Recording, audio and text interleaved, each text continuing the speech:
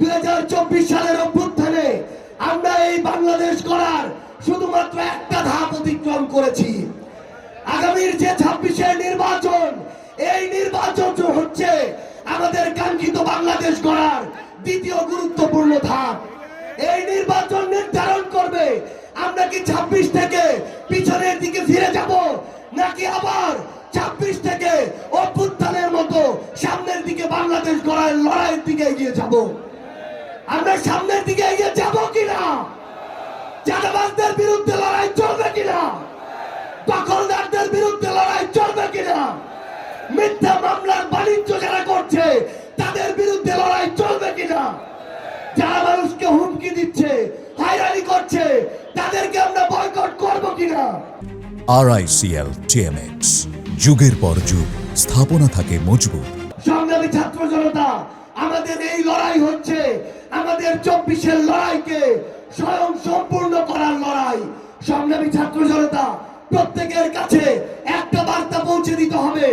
আমাদেরকে ওই মানুষদেরকে বয়কট করতে হবে যারা দিনের বেলা মাদকের বিরুদ্ধে কথা বলে আর রাতের বেলা মাদক ব্যবসার লাভের টাকার ভাগ নেয়।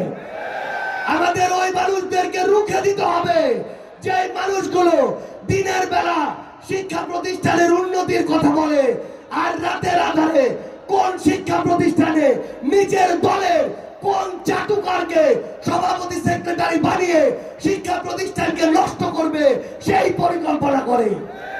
আমাদেরকে ওই মানুষদেরকে বয়কট করতে হবে যারা দিনের বেলা নির্বাচনের আগের 2 মাস জনদরদী হয়ে উঠে নির্বাচনের পরে 4 বছর 10 মাস হারিকেন ধরাও খুঁজে পাওয়া যায় না।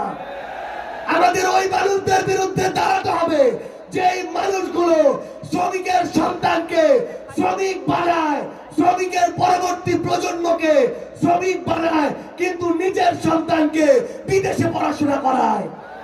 আমাদের ওই মানুষদের বিরুদ্ধে আমাদের লড়াইটা চালিয়ে যেতে হবে। যে মানুষগুলো নিরপেক্ষ প্রশাসনের কথা বলে কিন্তু রাতের আধারে প্রশাসনকে প্রভাবিত করে নিরপরাধ মানুষদেরকে হয়রানি করে।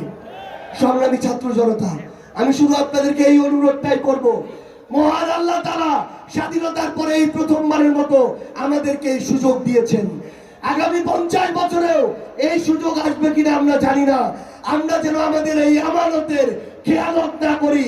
সারা বাংলাদেশের টেকনাফ থেকে তেতুলিয়া, রূপসা থেকে পাথুরিয়া 1,47,570 বর্গ কিলোমিটারে শুধু একটাই ধ্বনি হবে, 10 দলীয় ঐক্যবদ্ধ বাংলাদেশ ইনশাআল্লাহ।